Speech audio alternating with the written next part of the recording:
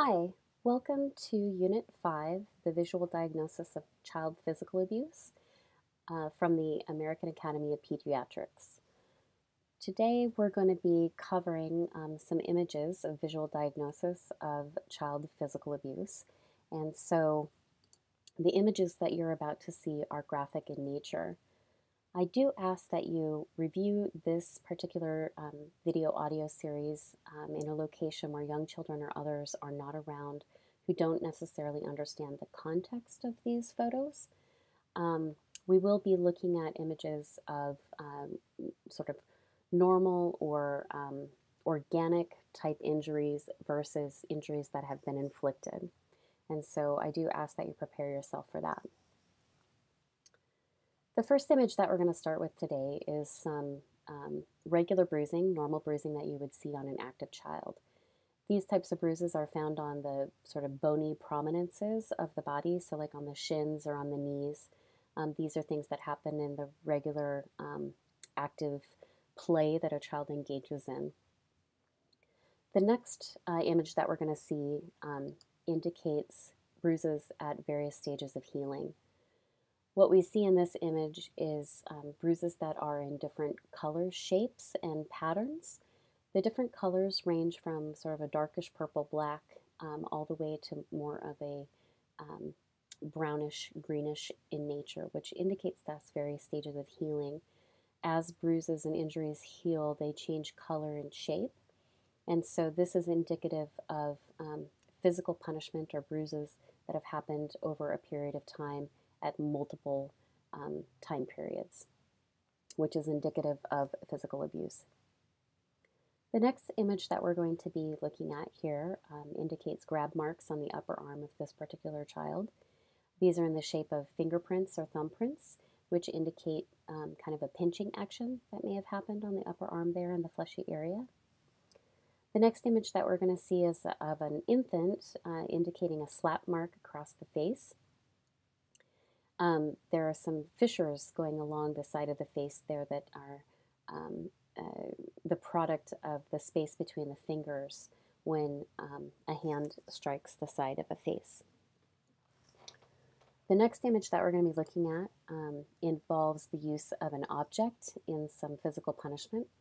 And so these are from a cord that was used to spank and strike the child.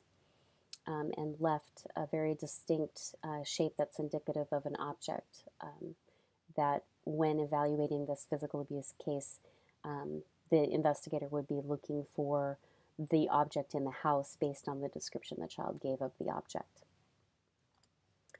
This next image actually is an organic injury from hemophilia. So that's a hereditary genetic disorder that impairs the body's ability to control blood clotting.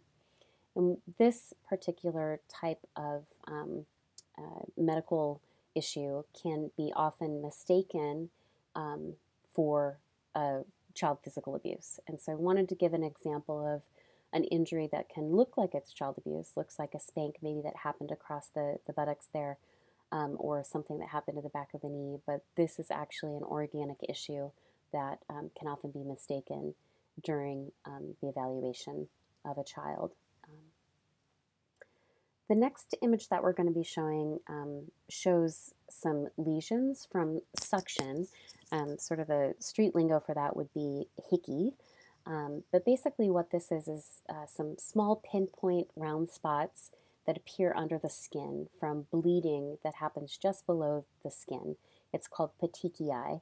And so what we have here is a series of lesions from this suction action that has caused an injury to the back of this particular child. These are injuries that you might see in a child sex abuse case. The next injury that we're going to be looking at here is a human bite mark on the skin of a child. You can see the roundness that would indicate the shape of the teeth. And the next one actually is a forensic image that's used to measure the size of the bite mark, and that can be used in the medical evaluation of not only the injury, but also who perpetrated the injury. So sometimes we have bite marks on children that come from other children, and you can tell by the size of the bite mark whether or not it came from an adult mouth or um, a child's mouth. Some injuries also are not necessarily injuries that are a result of child physical abuse and inflicted injury by the parents. So the next set of slides are all going to show you some various types of traditional healing that can often be mistaken as child physical abuse in our country. So this is where this idea of cultural sensitivity and understanding and asking the questions about cultural practices comes into play. So what we see here on this image is a belly button with 3 scar marks around that from a process called moxibustion. And this is a traditional Chinese medicine therapy where a cigar that's made of dried mugwort, which is called a moxa, is held near an acupuncture point to cause a burn that increases the flow of blood and ultimately increases the qi that's moving around in each of us, according to Chinese medical tradition. And so you're getting your qi to flow, basically. It increases the blood flow to the area. So this child most likely had some type of stomach ailment, and holding this mugwort cigar, the moxa, to this area was to increase the blood flow to the abdomen to help with the stomach ailment. But again, a chance for education with people from a different culture about what the consequences are of leaving a marker and injury on your child, and just sort of talking through how and why this occurred to get a deeper understanding, because it would be a real shame to overreact to this situation.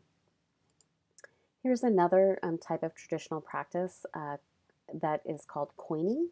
And this practice involves oil or an ointment and a hot coin. The coin is rubbed firmly and repeatedly in a linear pattern until the blood appears under the skin.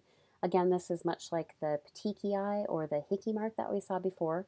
Small pinpoint blood bursts underneath the skin. Not necessarily super painful, but it's to increase the blood flow to this area. And oftentimes this is a process that was used to restore balance to the body, especially around issues around respiration. Also kind of discussed as this idea of catching the wind, which allows for better breathing because the blood flow gets up there into the lung area.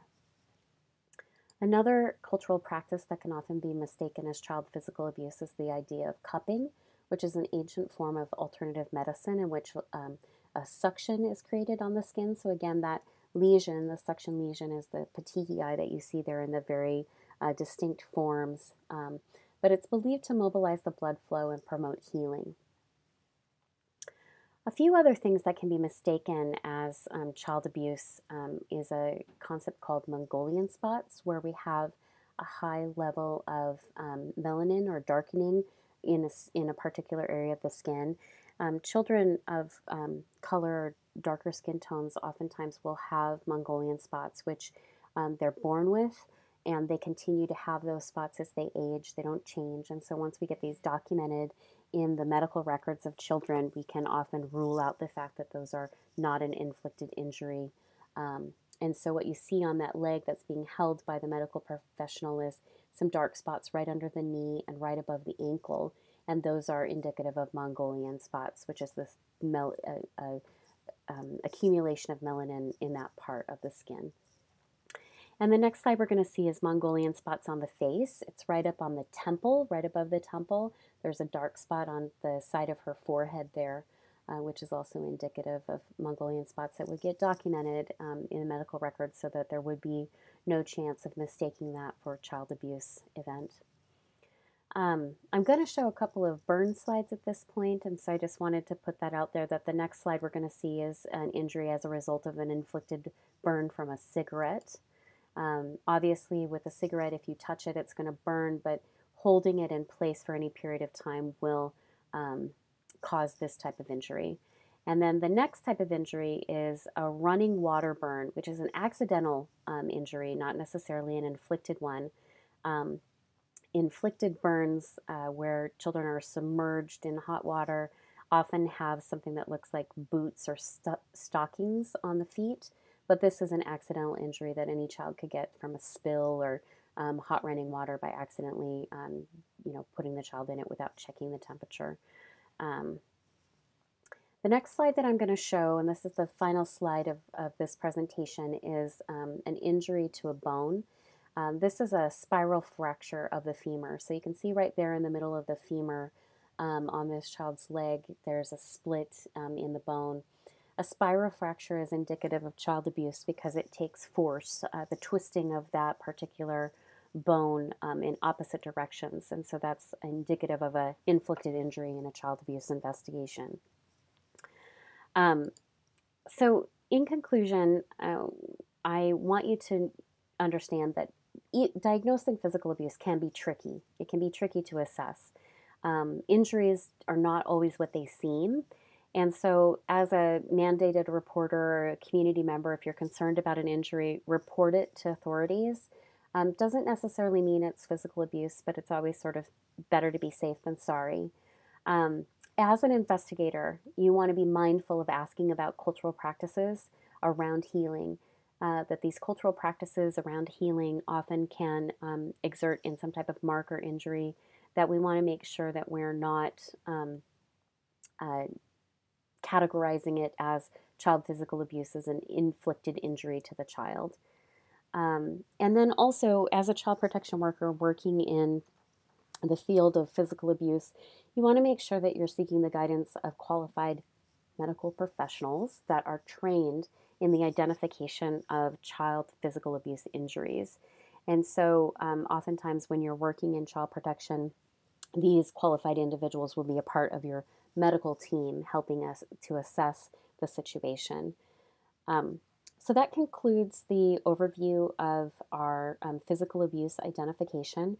I realize that those slides are graphic, and so I really hope that you'll take the time to take care of yourself today after going through this particular section of this class. And if you have any questions, please feel free to email me, and I'd be happy to set up a time to talk. All right, thank you for listening, and yeah, thank you.